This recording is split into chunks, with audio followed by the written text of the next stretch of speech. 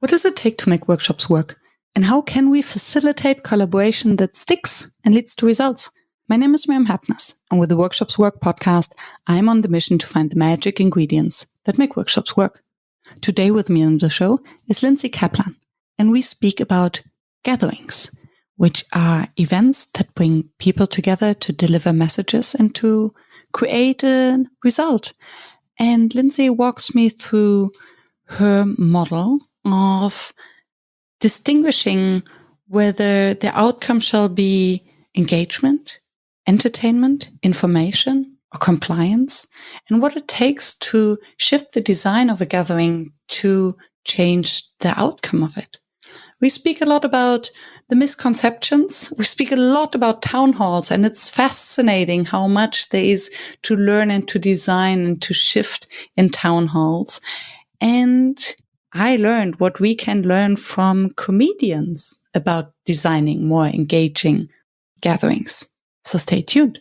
And by the way, if you don't have pen and paper at hand to take your own notes, scroll down to the show notes to download my free one-page summary. And believe me, it was a real effort and challenge to summarize this rich episode onto just one page. And if you want to scale up your facilitation skills, dive deeper, learn more, then why not checking out the live online courses we offer at the Never Done Before Academy? Visit neverdonebefore.org/courses to find out what's up for you to learn about facilitation. And now, lean back to enjoy the show. Hello, Lindsey. Welcome to the show. Thanks for having me, Miriam. Hello. Hello. Thank you for joining me. And I am excited to speak about gatherings and what makes a good gatherings and how to redesign it and how you help your corporate clients to have better gatherings, whatever they do. Wonderful. And I always kick it off with the same question, asking, when did you start calling yourself a facilitator? And actually, do you? Great question. I think this was in 2010, maybe 11. I started to do some facilitation for one of my corporate jobs where I worked at Dreamworks Animation in the learning and development department. And part of my role was to actually teach improvisation to some of our animators and technical folks. I think that was one of the first times I A, heard that term, and B, was called that, and maybe started calling myself that too. And to answer your question, do I call myself that now? Yes, occasionally. I say it's one of the many hats I wear in my work. Beautiful. And I love that you can remember the time. And I love that it was in relation to improv. I think improv is such an important skill facilitators somehow have to embrace. Oh, absolutely. And I think for most professions, if not people, to be able to just sort of think on their feet and go with the flow, and definitely applicable to business and life. And one of the reasons why I started to teach it and be so interested in it as well. Yeah. Yeah. Wouldn't the corporate world just be a little bit better if people would embrace the improv principle of yes-anding, of trying to make their partner look good? Yeah, exactly. 100%. Yeah. And how did you get into the topic of gatherings? Oh, let me maybe start somewhere else. What do you understand by a gathering? Yeah. So I define gatherings as matching a message with a moment to create an effect. So that's how I define it in my work. And I think it's different than, maybe like a dinner party or some sort of just meeting or party, and more this idea of I have a piece of content or an idea that I want to bring to a group of people in a moment in time. And I want to use that to create an effect to spur engagement or entertaining or informing or compliance. And how do I do that more effectively? So that's how I define the term gathering. Oh, I love that. I'm so glad that I asked. And I'm intrigued, or I'm glad that you distinguish it very clearly from a dinner party, so where there is no clear message. And I think where I would like to start is these messages that could actually have been an email. Because many of those gatherings where there is a piece of information, there is a message that someone wants to make sure to deliver to a group of people with an intention of an effect, but the delivery kind of fails, so that it could have been an email, and maybe the email would have been more effective, actually. Mm-hmm. Mm-hmm. Yeah. So the lens I look at this through, or the where I apply it, is mostly in a corporate setting. So this is very applicable here. And I think two things. One, yes, our email and asynchronous communication methods can also produce an effect. Absolutely, right? We can write them for different effects. But one of the biggest challenges I see in my work is, do we even need to have a gathering? Do we even need to pull people together in a room, whether that's virtual or in person? I'm sure we can talk about this for a long time. And oftentimes the needs of the participants are different than the needs of the folks who are putting the gathering together. Usually those in power, those executives, the folks who care about the message already or want to make the change, etc. And oftentimes what I see and or experience is, if I don't put people in a room, how will I ensure that they've heard it? And you and I know that doesn't mean that they've heard it or are excited to do something with it just because they're put in a room. So lots to say about that topic. Yeah. And I'd love to dive in, because there are so many layers. You said that the expectations or the needs of those who are in the room and are supposed to receive the message are different from those who are sending them. And as you said, many messages could have been an email. So what is the biggest misconception, and maybe the biggest after, just because someone is in the room does not mean that they're hearing the message? So what are most organizations getting wrong about these gatherings? Yeah, it's a good question and a big question. So let me just back up for just a second. So, we talked about my definition of gathering. The reason I say match a message with the moment is I believe gathering is inherently a communication skill. Yes, for using our facilitation muscle, absolutely. But I believe it's primarily, used to communicate with folks. And I'm talking about, to be more concrete, things like trainings, town halls, offsites, retreats, conferences, the like, virtual or in person. And so how do we craft this message in order to move people in a certain way? And that takes some skill, it takes some attention, it takes some thought.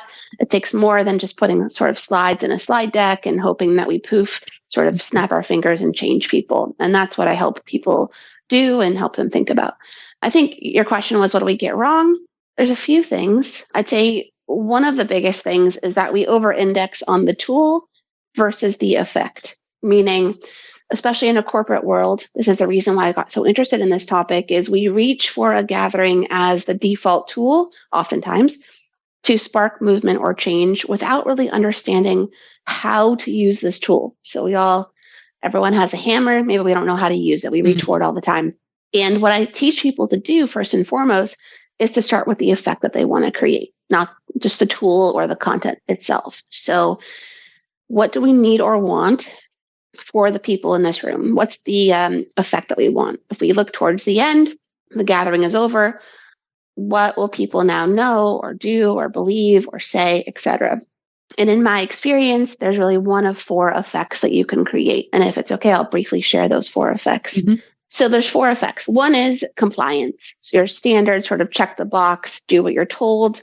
And I'd say many, many, many corporate gatherings have this effect of compliance, even though the folks who are creating the gathering probably aren't aware that it's landing as compliance. If we, for the sake of this conversation, I'm going to use a metaphor of like a rock concert to sort of bring this to life. So compliance, maybe people will have bought a ticket to your show, right?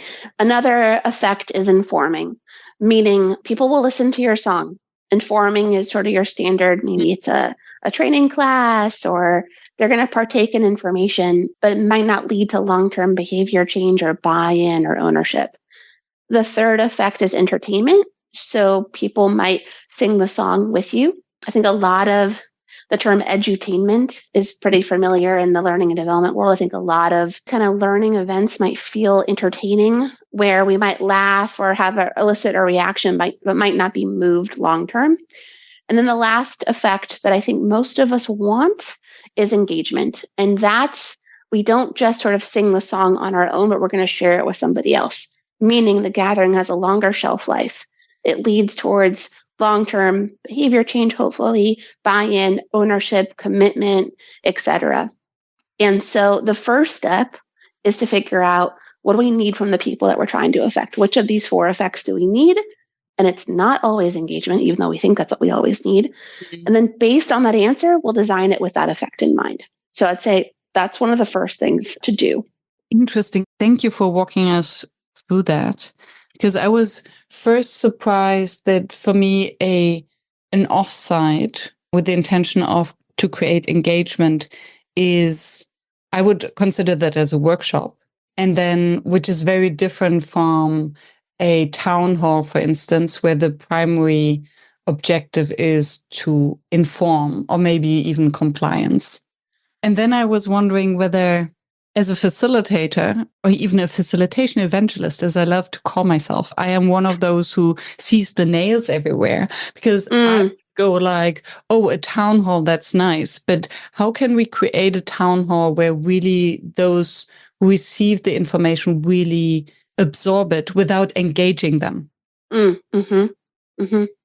So I would be very curious how you make this distinct. How can we actually make it interesting if we just communicate information that is maybe not entertaining? Because not every CEO is the most inspiring speaker. Right. Yeah. So I actually think that every type of gathering has the option to create each of these 4 effects. So while as you might experience most town halls as informing, doesn't mean it has to be that way. You can intentionally create one that's engaging.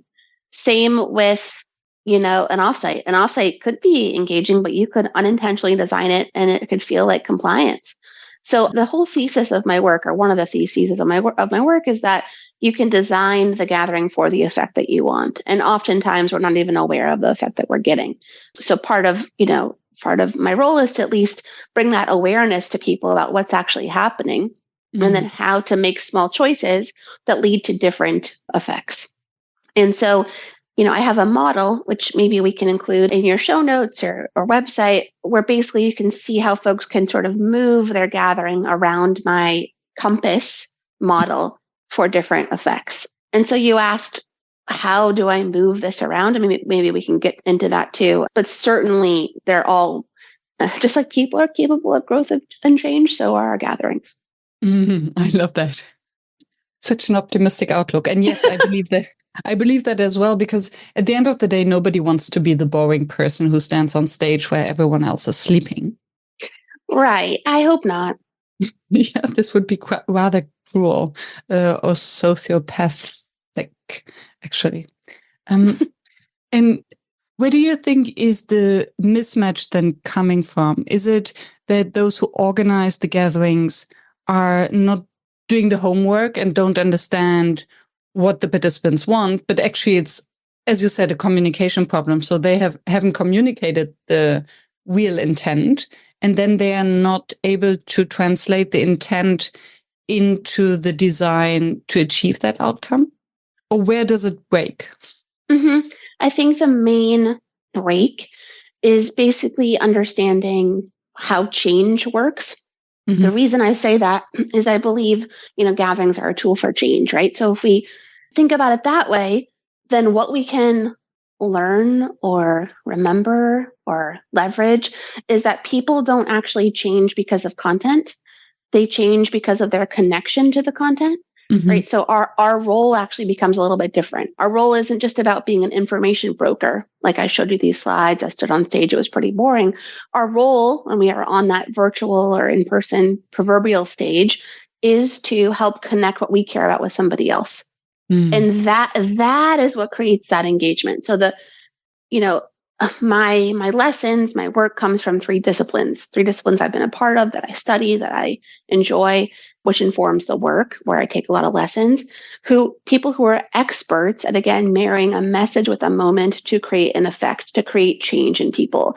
And those disciplines are entertainers, funnily enough, people like comedians, musicians, entertainers, professors, teachers, and then business people. How do these 3 professions actually help people feel more connected, not just to the content, but to each other? And so just to make this point even more clear, the break is that it's not just about the content, it's about how connected people feel to that content. And the way that we do that is by creating the correct conditions in the room. So, as a facilitator, that's the whole ballgame. And that's what we're really about. I don't want to make this too complicated for people, so I'll just leave it at this idea of connection to the content. And when it doesn't connect with people, that's when you've got the blank stares, the sleeping, the boring, the checked out. So basically, when I come back to the example of the town hall, then the first connection point is that nobody wants to be talked at, but they want to be included and that it's about them. So connection point number one, make it relevant for the people, make them understand that it's about them and why it's important to them. And maybe even before that, create a space where it feels safe enough to ask a question if you have a question about the content that has been shared. Right. Exactly. How do we bring the content closer to people? And there's practical ways to do this. To me, the difference between an engaged gathering versus a compliance is, you said it just now, it's being done with us, not at us. And it's about us, not about anyone, which means that we feel seen, right? It's relevant to us. But more than that, this might sound silly for a town hall, but it's possible. We feel emotionally connected to the content. Yeah. And so if we go back to I guess my entertainment example, the difference between an entertaining gathering and an engaging gathering is this notion of emotional connection, right? And that's what we're aiming to do. We want to help people feel, as silly as it sounds, because that feeling is what's going to force us to act, to share it with friends, to remember it. That emotional part of our brain is so key to long-term change. And so that's some of the reasons why I care about this so much. And makes so much sense and turns it to an entire facilitated process where it's about helping those who are sending the message and going on stage to share, to first to build their communication skills, and then also to create or to build some empathy with the audience. Yeah, absolutely. Why don't I give folks a concrete strategy that we're kind of dancing around? Wonderful. Yes. So, and this might seem obvious to many of your listeners. I think to many people, though, it's less obvious, which is this idea of giving people time to debrief or digest or talk with each other. What I mean by that is, especially if let's use the town hall example, since we're kind of on that here.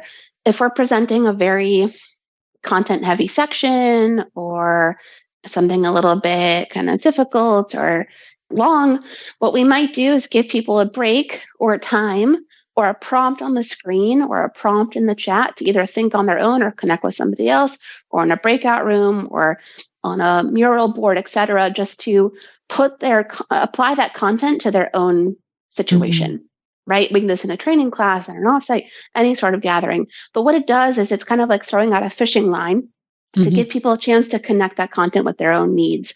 And the silly thing is people are doing that regardless of whether or not we give them that prompt. Yes. People listening to the podcast right now are like, okay, how do I connect this to my needs? How do I connect this to my needs? So if we don't just give people the option to do that already, help them do it. And that's what a facilitator is, obviously pretty skilled at doing, is helping people debrief, digest, take this content up as their own, put it in their own context, etc. And it's a really easy thing to do, I'd argue. A small choice, again, hopefully a large effect. Yeah, and a large effect on so many levels, because as you're saying, people are doing it anyway, but if you're not actively, explicitly allowing them time for it, it uses their brain capacity and attention span on something else while the talk continues. And also by providing space for that, it helps them to actually digest the content and then to already process and do something with it, or to bring up some questions or points or emotions that the organization has to deal with anyway. And then it's better to come up early than later. And it will make them feel heard. So get some sympathy points with the person speaking to them. Yes. And if we put ourselves in the shoes of the leader who was on that stage, It can feel very scary to do something like this. And I know this to be true because A, we're sort of giving up control. And B, we're also sort of inviting other people into our content. Like, excuse me, I'm the one on stage. And what I say to that is, yes, I totally understand that fear. What will people say? What will happen? There's different ways to design this so that there's less fear of that. But one, you want people, this is where my learning and development background comes in. You don't just want to share the information. You want people to remember it, recall it, internalize it, use it, tell somebody else about it. You have to help them do that. You have to design this in a way where it's more brain friendly in this way too. So you will have to repeat your message less if you use some of these techniques. And thank you so much for bringing up the empathy for the leader, that it's scary. And what I hear is lots of experience in coaching these leaders through redesigning their gatherings. Very much. What I get from you seem to understand them. And I would like to spend maybe just a second more there, because I think in the facilitation world, it's something that we often underestimate or neglect, what we're actually asking from the leaders for whom we're designing workshops or gatherings or meetings, that for them it is a big change and we're asking them to give up control. So maybe from your experience, what are the biggest obstacles or the biggest hurdles for them to just lean in and say, okay, let's do it? And how do you coach them? What is your magic trick? I don't know if I have a magic trick. What? Experience. Let's take a step back. I think, yes, empathy for these folks is quite important. And in my role, I sort of straddle the line between the attendee or employee experience and then the people who are conceiving the gathering and up on, that proverbial stage. Because I'm working with both and helping them sort of see that honestly, what we both want, what those two groups want, is the same thing.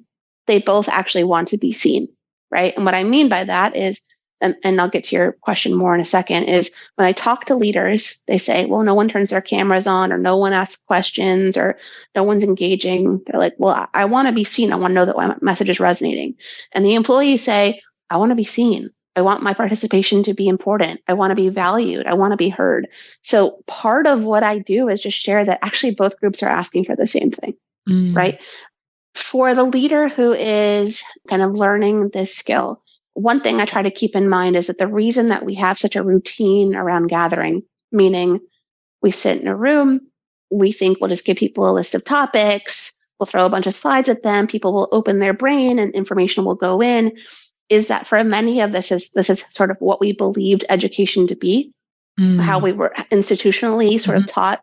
And so that's, it's deep within us, right? So recognizing that this concept of experiential learning is pretty uncommon to many people. What I do is, one of the things I ask them is, tell me about a gathering that you were really affected by, or, get them to think about what stuck with them. And often it wasn't the content, it was the feeling. And so when they can recall that experience, then it helps them a bit to put themselves in the employee's shoes. The other thing I do is to get them to the effect. And I say, okay, imagine it's 2 hours later and the gathering is over. What will people know or do or be or say afterwards? And that gets them out of the list of content and more into the effect. So those are a couple of things that I do, but again, the whole ball game is small choices, baby steps, not like we're going to rehaul this entire thing, because that's very scary for people. This in and of itself is a change management process. Yeah, totally. And I recognize that, and also the different skills behind it in terms of, well, now I understand the different hats you were referring to earlier, because it's the consultant and the coaching hat as much as the facilitator hat who's in charge of the design and the process. And what I hear is to bring this humanness back. So to remind them of how they felt when they were in the audience. So switching the roles and connecting to their own emotions and to their own experiences, which might be easier than connecting to, the big group of participants. But they need to hear that. I think the challenge of all of this is that sometimes folks in charge think that because people have either bought a ticket or they're in the company, that they're in the seats, that they're already as engaged and as bought in as the leader. And that's really not true. And unfortunately, and so the challenge is to take what's personal to that leader and help it become personal to everybody else. Yeah. And so that's the coaching. And typically what I find is it's not about like upping people's sense of like skills or knowledge. It's really a motivation game for the most part. Yeah. And something just stuck with me when you said, unfortunately, and I was just trying to imagine what if the employees were actually as enthusiastic and engaged as the leader? Wouldn't it be even more difficult for them? Oh, interesting. Tell me more. Because if I'm leading an organization where everyone is so engaged and so everyone is attached to the mission, to the brand, to the community, and then any smallest change means a real threat to their context and environment. And then it could be even more difficult. Interesting. Yeah, I really hadn't thought about that. Yeah, that's interesting. I think what I'd argue that's a good thing. I'd also argue that folks who are upset or negative is a good thing, because both of those show me that they're engaged, right? What we don't want is the apathy. The apathy is the worst. That's the hardest to deal with. So, harnessing that energy is really good. If we can do it thoughtfully. Reminds me of the Aikido thing where you use the energy to redirect it. Mm-hmm. Yeah. Your resistors are great. Get the cynical people involved in your change efforts. Now we're getting a little in the weeds, but yeah, there's what I'm hearing underneath that is like this company or this material, whatever it is personal to people, right? And therefore the stakes are higher. And so that's great. We'll just be a little bit more careful and thoughtful. Yeah. And it's true. Those who are the complainers and the cynics, they're actually optimists, because they believe that there's an opportunity for them to be heard and to change something, because otherwise they wouldn't complain. Yes. One of my favorite things to do is to involve these folks and get them on our side and help them feel heard, because like I said, we could just use their energy. It's actually really, really important. And oftentimes we make the mistake of not engaging them, but they can become our best allies. Yeah. And I think, and that's where for me as an external facilitator, sometimes it gets difficult, because for me as an external, it's easy to embrace the difficult participants because I just met them. And what I experience often when going into organizations is that everyone complains about the same people. Oh, there we go again. We've heard that so many times. And then they want to warn me or any external facilitator about these personalities. And I find it then difficult to convince the others of how to giving them more of a voice. Does it sound like something familiar to you as well? Yeah. I want to learn from you. How do you do that? What do you do? So it's more of I try to explain, or to convince is a big word, but to get them on my side with reasoning, to tell them that they cannot push against anyway, and that these people are not complaining because they want to be the bad guys or they want to disrupt the workshop or the meeting, but they have something to say and they need to be heard, and how we can include them to use their energy in a positive way. And I think once I can convince the client, the hiring client, of this strategy, it usually works wonders and they are surprised. And it takes effort to get them there. Yeah, it does. I think you used the word threat earlier. I think, especially in a work context, there's a lot at stake for folks. So it's our livelihood, for one. So the more we recognize that and the more empathy we can bring, the better off we'll be. But yeah, I think people just want to be heard. And that doesn't mean that we're going to take all their suggestions. But, this idea of helping them feel seen and recognized, giving them some sense of agency, ownership, some sort of a role is really, really key. And we can do that with actually everyone in our gatherings too, whether or not they're the outspoken and the frustrated and the, opinionated. Yeah. And was it today? I heard a snippet of someone citing some new research in the neuroscience, whatever. What was interesting is they said that, and it makes total sense, that asking someone to change is perceived as a huge threat to our identity and our livelihood. So, and what happens then that our system goes into high alert. And when we're afraid and scared, then we stick to what we know. Hence, we won't change. Mm-hmm. Not surprising. Right? And when I heard that, I was like, this makes so much sense. I cannot believe that this is kind of a new insight in science. But when I was just thinking about that again, because thinking of these people that are disruptive, cynical, the naysayers, when we use energy to change them and ask them to just behave, to be silent, and all these things, then we basically reinforce their defense system that reinforces their behavior. Mm-hmm. Mm-hmm. On the other way, when we welcome them, say, oh, yeah, thank you for being negative. Thank you for showing us all the blind spots. Then they might actually calm down and be more supportive, just as a natural consequence. Because we've given them space to feel heard and not force them to do something differently and treat them like adults. Yeah.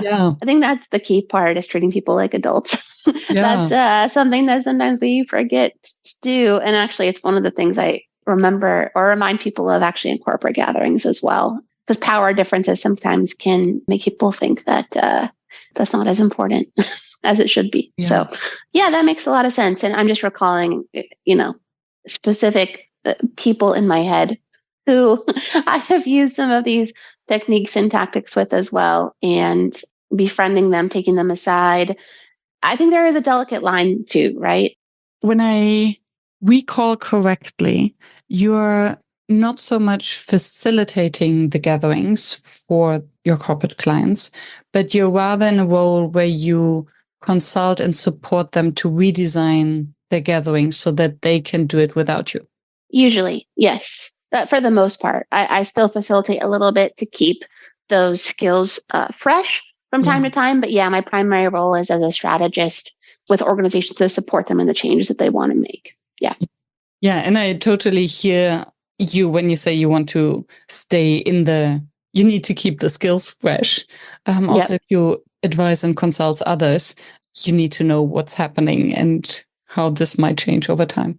So when you're helping an organization to redesign their gathering, where would you then start? Do you look at it as a holistic thing where you also look at the company culture and whether the gathering will fit or shall fit in its entity, or is it always part of a larger change process anyway? Because I have the impression that it's a little bit like the hen and the egg.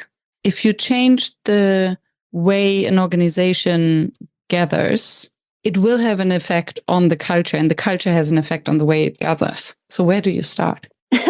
Yes, I'd say you're right. And depending on where or why folks come to me, I'll learn some of this in the discovery process. I'll understand how deep they want to go, essentially, because some folks do see that gatherings are our culture on display, and that often our gatherings, like our town halls, if we'll just say in this example, is a symptom perhaps of our culture, but maybe also another issue or problem in the organization. So you asked, where do I start? Typically, what I do is usually folks have an existing gathering. Sometimes we're creating something brand new, but I'd say that's more rare.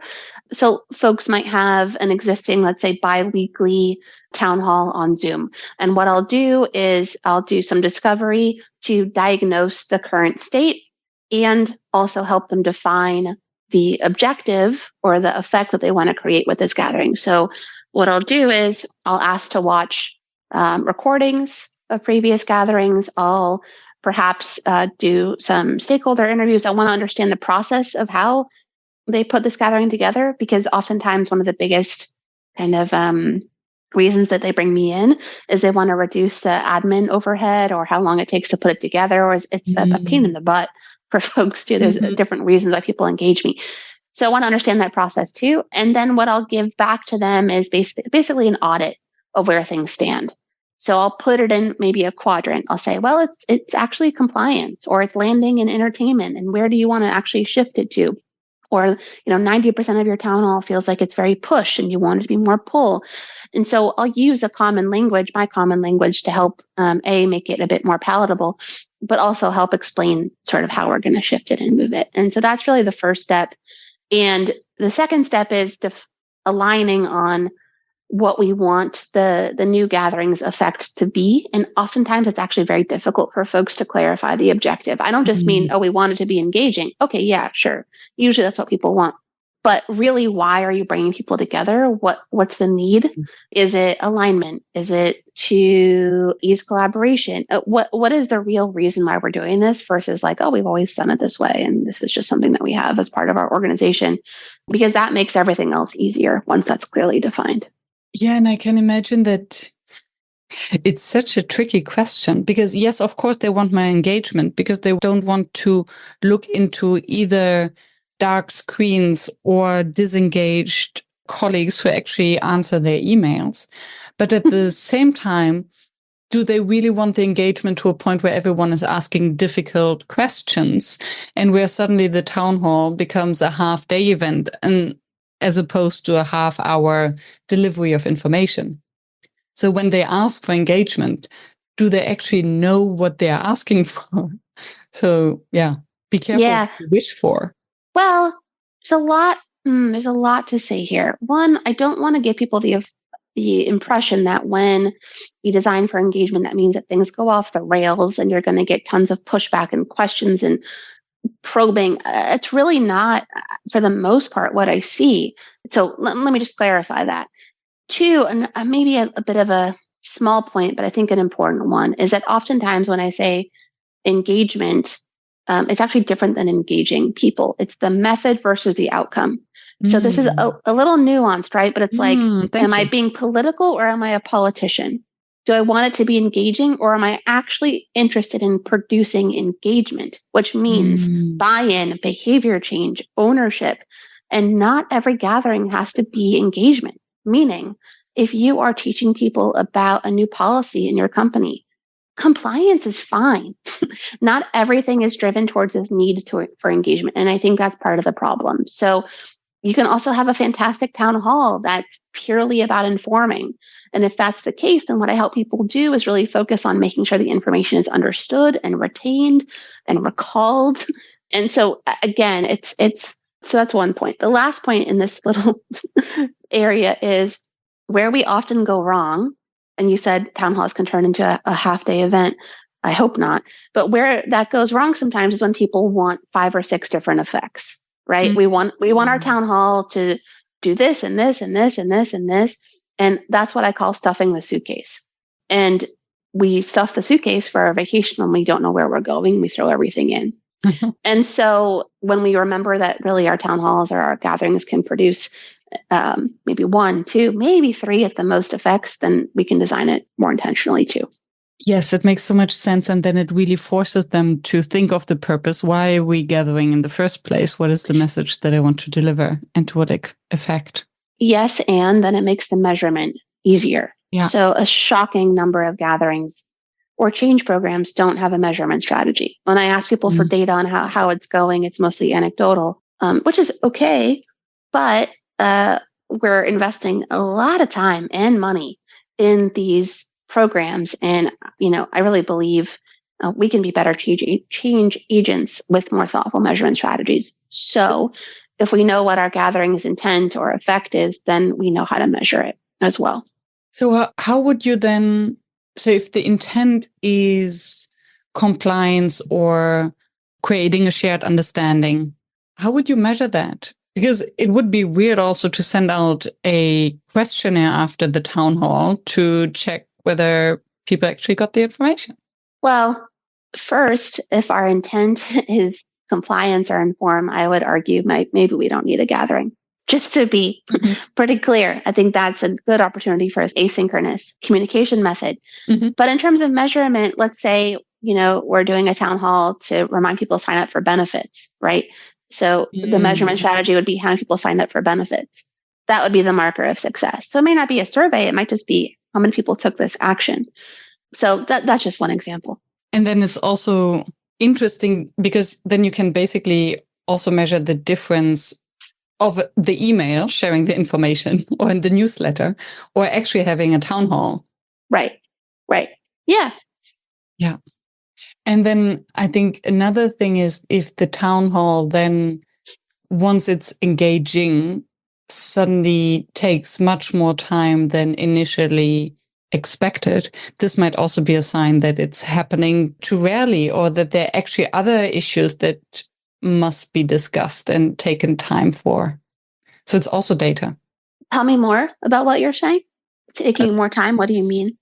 One of the provocative points I made was that suddenly the town hall takes half a day instead of just half an hour.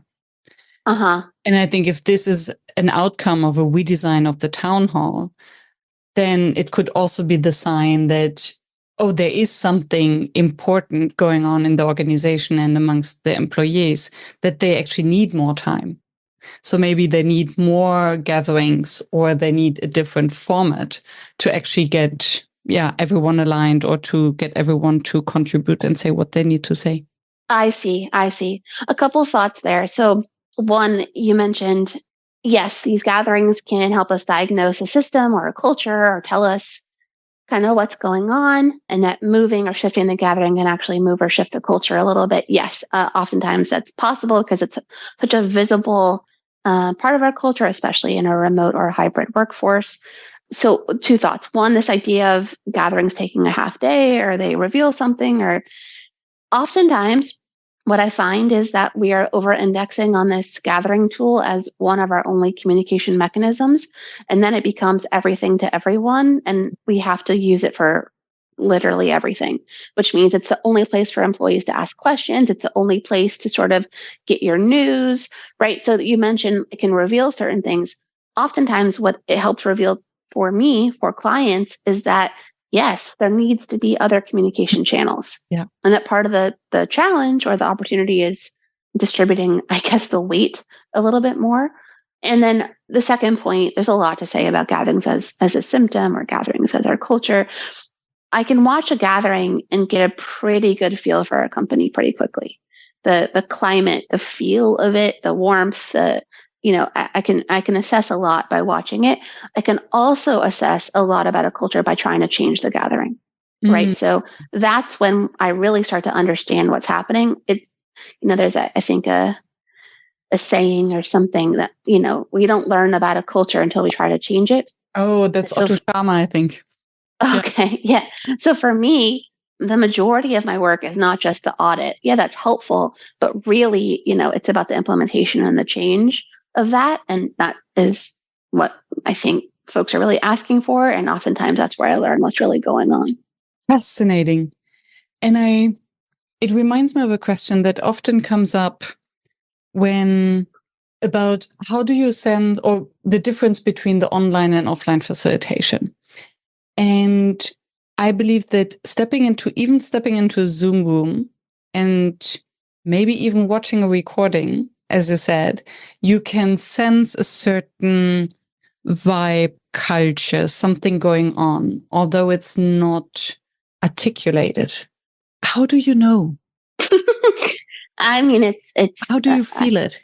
Well, I'm looking for a few things. I'm looking for how people partake in the chat. I'm looking for how the leaders speak to employees. I'm looking for how the other leaders interact. I'm looking for whether or not questions get answered directly. I'm looking for, I've been doing this for so long that it's kind of easy to pattern match a little bit, but I can tell when there's a real warmth to the culture, to the leadership, how much effort has been put into the gathering, things like that. I think it's just something that maybe comes a little bit more naturally to me. That's maybe one way. Yeah. There's other levers I look for, but those are more about communication. Yeah. I wonder whether it's also maybe the way how people are welcomed, whether there are smiles on the faces, whether the cameras go on, because there are these gatherings or weekly meetings where everyone just joins and it's silent. Mm-hmm. By the hour, the leader says, okay, it's 9:00. I think we can start now. Yeah. I'll give you a practical example.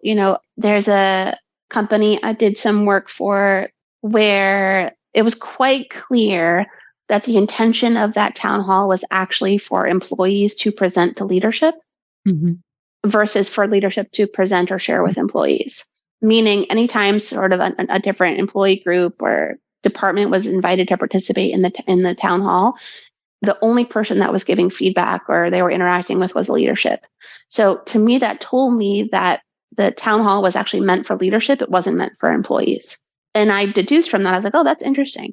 It brought up questions for me about the culture, about the power structure. It got me a little bit curious. So yeah, I just pay a bit more attention maybe than the average person. And that's a fascinating example. And I wonder if you're open to share that, whether you would then advise them, or where would the conversation then go? Do they need just a different label to the town hall because it's clearly not a town hall? Or would it rather be an organizational shift that finds a different way of the employees to report to the leadership or to each other? Yeah, I think in this particular case, this was not a change that folks were interested in making. Because this was a symptom of the culture. Like we're here to make Big Boss happy, right? That's kind of the implicit message. Not to be so extreme, but that's what it was. And so this gathering highlighted that, but I can bring it into awareness and I can sort of see there's appetite to change it, but it worked for these folks. It was something that they are like, yeah, okay, interesting. So in that particular example, it wasn't didn't necessarily move the needle. But you bring up an interesting point that the name, what we call these gatherings, actually says a lot about their intent or their effect, etc. And so maybe town hall isn't the right name, depending on what it is that we're trying to achieve. And also, these names or titles give employees a sense of certainty about what they're going to be spending their time on. So I think, to the larger point, we could be more thoughtful about what we call them and how we market them as well. Yeah, to avoid the sugarcoating of something that's clearly not sweet. Yeah, potentially. Or just to, be thoughtful or reduce threat in the brain, to your point. I'll give kind of a silly example. Again, I mentioned part of my interest in this work comes from entertainment. And I have a comedian that I really enjoy. Her name is Hannah Gadsby. She's, you know who she is? Yeah, from Tasmania. Yes, exactly. Yes. And so actually, there's a lot that we can learn from her about better gathering. But essentially, I went to see one of her specials that was called Douglas several years ago. And, when you get the ticket to the show, you don't really know what the Douglas means. What is the show going to be about? I'm not really sure. And then you get to the auditorium. There's a big title with the name Douglas on it and a picture of a dog. And you're like, oh, I get it now. This is about a dog, right? And so, yeah, it piques your curiosity, but I think employees want that sense of certainty. What is this going to be about? Orient me to something. Give me something to sort of latch onto to reduce uncertainty so that we're not wasting employees' very precious cognitive resources trying to get us to guess what this time is going to be for. Yeah. Such a good example. And I think it's also coming back to what you said earlier, giving them the sense that it's about them and not the speaker. The inch of respect of, okay, I'm asking you for your time and intention that are your two most precious resources that you will never get back, whatever you do. So I treat it with respect and tell you why I want you to invest time and attention. Yeah, I can give you another entertainment example if helpful. I'm trying to be as practical as possible here. So I'll give you a couple of tips to sort of make this more employee centric, but also be more thoughtful to their time. You can use this for town halls, trainings, offsites, all of that. Oftentimes when we look at the messages that we receive that tell us to show up for these things or invite us in, what I find is that they talk about the message. We're going to go over this content, here's the agenda, this topic, etc. What they don't do is talk about the moment, like why you're here, why this time, why we need you. And I remember what's in for them. Exactly. One of my favorite comedians, another one, his name is Mike Birbiglia. I remember I went to see a show of his in New York several years ago, and he sent everyone in the audience an email the day before, basically reminding them of their purchase of the ticket, but also what they were going to experience together with him live. I was like, I'm so excited to have you here at the show. It starts at 8:00. Please don't be late. We don't like stragglers. Please use the restroom before you come. We're going to have this really special experience. And what he was doing was talking about the moment. What's going to make this moment special? Why do I need you here? What's your sense of agency? What's your role? And oftentimes our gatherings miss that part. And so in our communication, talk about the moment. Why do you need your employees there? What role do they play? Why is this town hall different? It's, I don't think it takes forever to write these communications this way, but it really makes a big difference. And then the other point I was going to make was about agendas and things of that nature. To help us gear or shift our communication to be more employee-centric or attendee-centric, one thing I suggest people do is to turn their agendas into questions instead of topics. So what are the 4 questions you're going to answer, or what's the central question of our entire gathering? Not only does it get them to focus on sort of why they're there and what they're going to take away, but it can also, again, pique curiosity and tease people into wanting the answer and also help them retain the material too. I can totally see that, the curiosity part as well. And then they start also maybe talking about it or, paying more attention. Love that. Yeah, I think so. Yeah. And I'm intrigued by the way the comedians are actually framing the invitation. I find this beautiful and will pay more attention to that.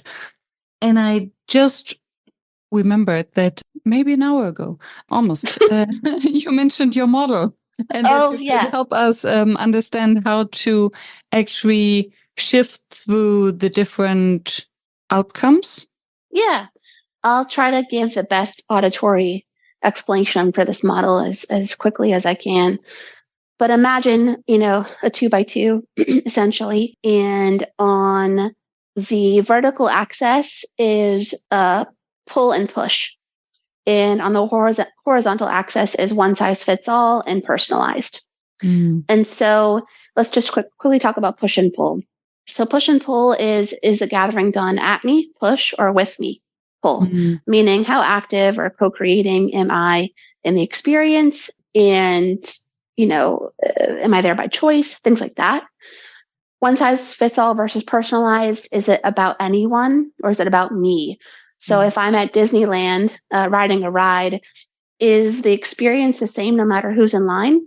Or is it going to feel unique and sort of made for me, personalized? I don't mean that we are changing the gathering every single time.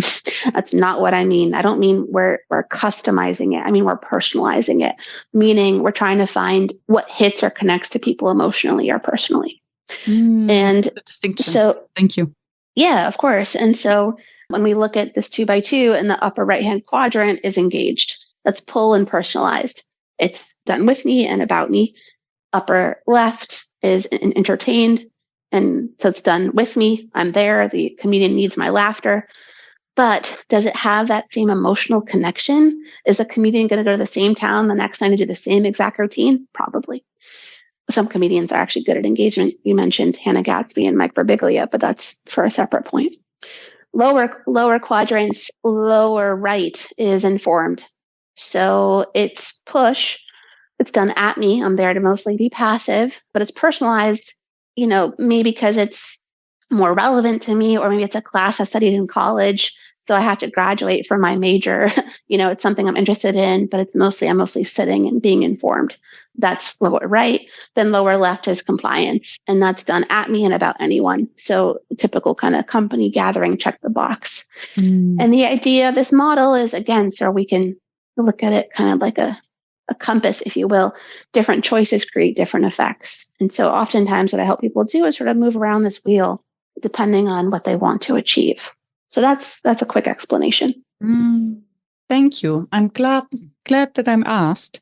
Straightforward. And now you made me so curious about how comedians can actually create engagement. Sure. I could talk about this all day long. So I mentioned a couple of these techniques already. This idea of sort of like, the email that you send, et cetera. I'll give you some other techniques that I think have really stuck with me. Hannah Gadsby, I went to see another one of her shows again before the pandemic. I think it was the same show. But anyways, she stood on stage. She came out on stage and she said, "Hey, everyone, thank you so much for being here. Listen, my show is a little bit long. I'm working on the special. I'm going to look to your laughter to tell me what to cut. So thank you so much for being here, and we'll start the show in just a second."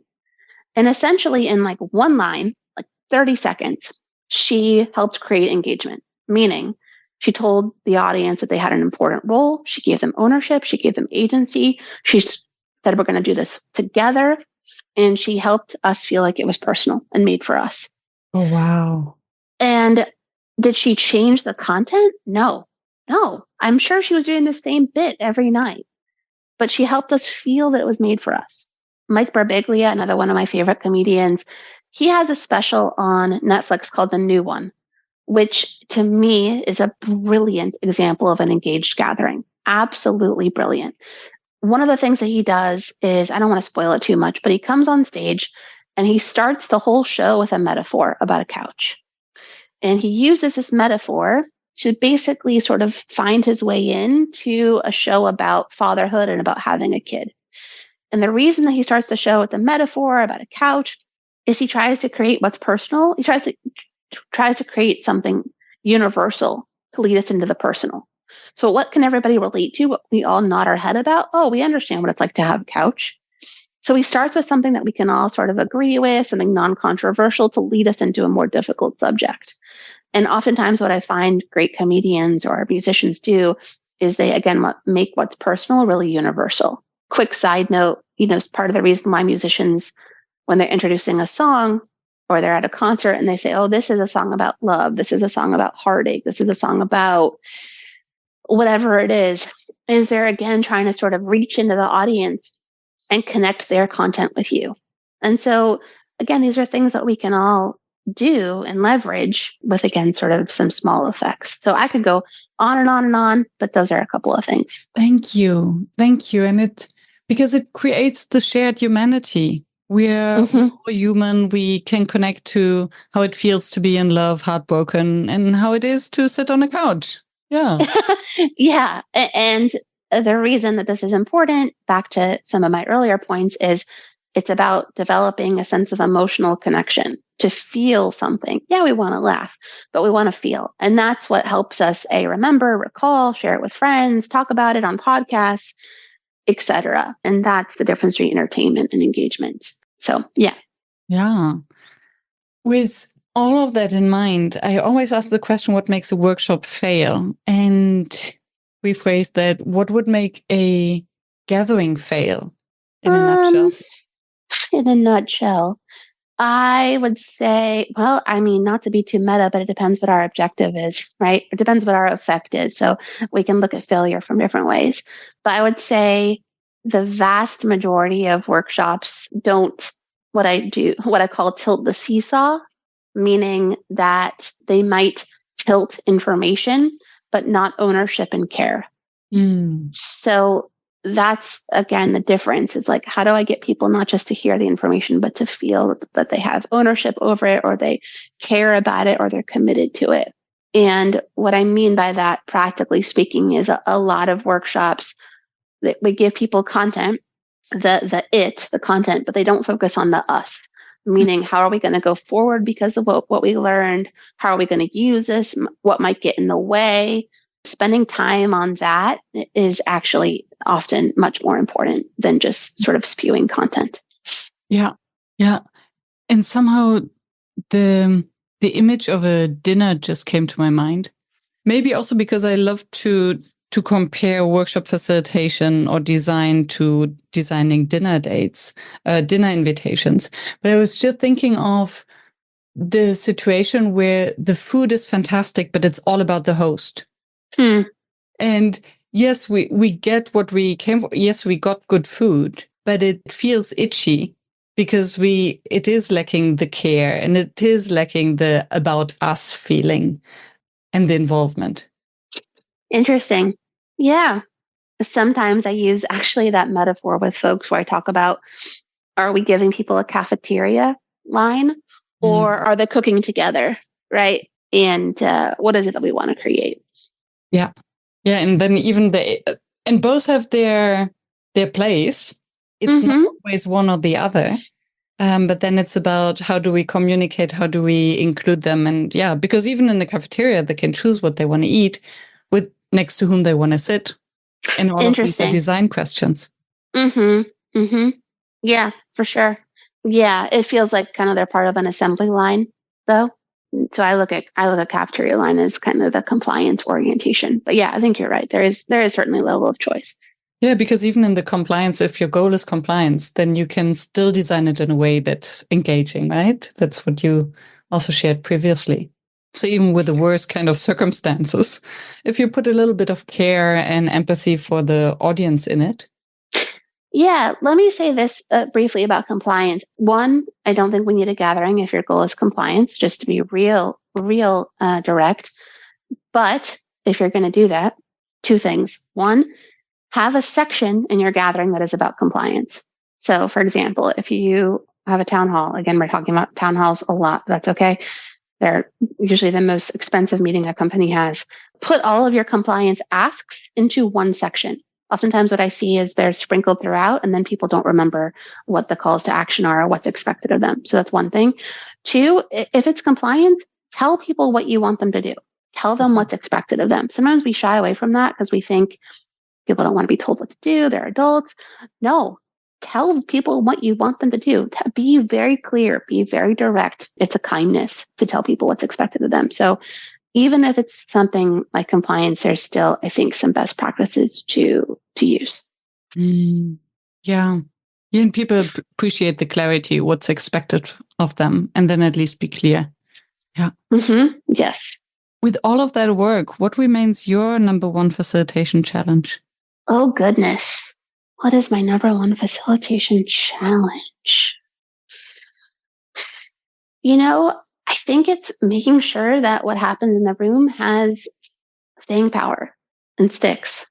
I think that will always be my concern or sticking point. I think we over index on that one event a lot. And I think that's just the thing I'm always careful about and wondering about. Oftentimes I can't control it, but I think that is something I'm very concerned about. So call it a challenge, call it a concern, but that's what I would say. Yeah, and it is tricky because we can never predict, right? There's the different personalities, group dynamics, circumstances. Yeah. Oh, we could talk forever about group dynamics, but yes, absolutely. Yeah. Beautiful. Thank you so much. Oh, you're welcome. This has been wonderful. Yeah. Thank you. What a rich conversation. I'm looking forward to listen to it again, to write the one-page summary, to just go through all the content again. Thank you for inviting me, and thanks for your curiosity as well. Yeah, I will put the links on how to reach you, find you, work with you in the show notes. Have you written a book about your model? That's a great question. I have written a manuscript about it. That was almost a book. So it lives in my computer and in a lot of blog posts and a lot of my writing, but is not yet a book that is for sale. But hopefully one day. That is a goal. Wonderful. Please keep us posted. I will. Yeah, thank you. Thank you. Thank you for staying tuned and for listening until the very end. I hope that you found the inspiration and the wisdom that you are looking for. And I hope that you will subscribe to the show so that you never miss any of the interviews with another inspiring facilitator from across the world. I'm devoted to continue this podcast and to deliver weekly an episode that maintains the quality that you expect and you deserve. And if you would like to help me to maintain this quality and to keep the podcast free, please help us. Visit workshops.work/support to make a small donation to keep the podcast free. Thank you so much. I hope to be in your ears next week.